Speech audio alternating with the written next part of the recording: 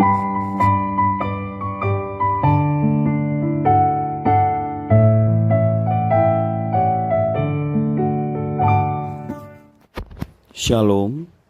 devosi Ester pasal 7. Ayat yang pertama sampai ayat yang ke-10 demikian firman Tuhan. Datanglah raja dengan Haman untuk dijamu oleh Ester sang ratu. Pada hari yang kedua itu sementara minum anggur, bertanyalah pula raja kepada Ester, "Apakah permintaanmu, hai Ratu Ester? Niscaya akan dikabulkan. Dan apakah keinginanmu sampai setengah kerajaan sekalipun akan dipenuhi?" Maka jawab Ester sang ratu, "Ya raja, jikalau hamba mendapat kasih raja dan jikalau baik pada pemandangan raja, karuniakanlah kiranya kepada hamba nyawa hamba atas permintaan hamba dan bangsa hamba atas keinginan hamba. Karena kami, hamba serta bangsa hamba, telah terjual untuk dipunahkan, dibunuh dan dibinasakan. Jikalau seandainya kami hanya dijual sebagai budak laki-laki dan perempuan, niscaya hamba akan berdiam diri. Tetapi malapetaka ini tiada taranya di antara bencana yang menimpa raja." Maka bertanyalah Raja Ahasweros kepada Ester sang ratu, "Siapakah orang itu dan di manakah dia yang hatinya mengandung niat akan berbuat demikian?" Lalu jawab Ester, "Penganiaya dan musuh itu ialah Haman, orang jahat ini." Maka Haman pun sangatlah ketakutan di hadapan raja dan ratu. Lalu bangkitlah raja dengan panas hatinya daripada minum anggur dan keluar ke taman istana. Akan tetapi Haman masih tinggal untuk memohon nyawanya kepada Ester sang ratu, karena ia melihat bahwa telah putus niat raja untuk mendatangkan celaka kepadanya.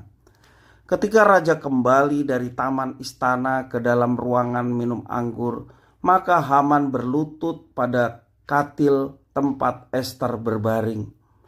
Maka titah raja, "Masih jugakah ia hendak menggagahi sang ratu di dalam istanaku sendiri?"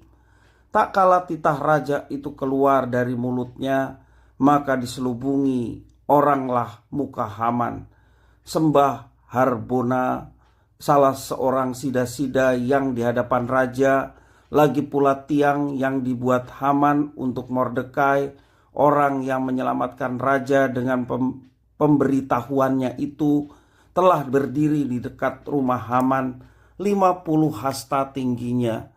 Lalu titah raja, "Sulakan dia pada tiang itu." Kemudian Haman disulakan pada tiang yang didirikannya untuk Mordekai. Maka surutlah panas hati raja. Demikian firman Tuhan. Siapa menabur angin akan menuai badai. Ungkapan ini menggambarkan bahwa orang yang melakukan hal buruk akan mendapatkan akibat yang buruk pula. Itulah yang terjadi pada Haman.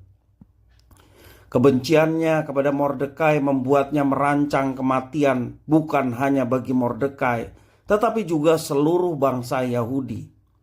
Namun niat buruk itu berbalik. Haman tidak tahu bahwa Ratu Ester juga berbangsa Yahudi.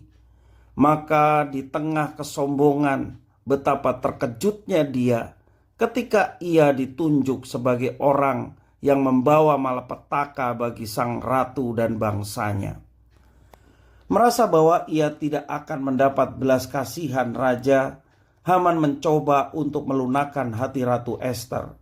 Ayat yang ke-7 menjelaskan demikian. Naasnya sang raja justru melihat sikapnya sebagai perilaku yang kurang ajar.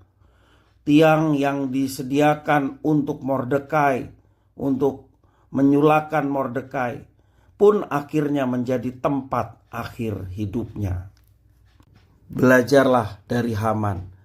Kiranya kita berhati-hati dalam menata hidup kita. Tentu tak seorang pun mau mengalami hal buruk dalam hidupnya.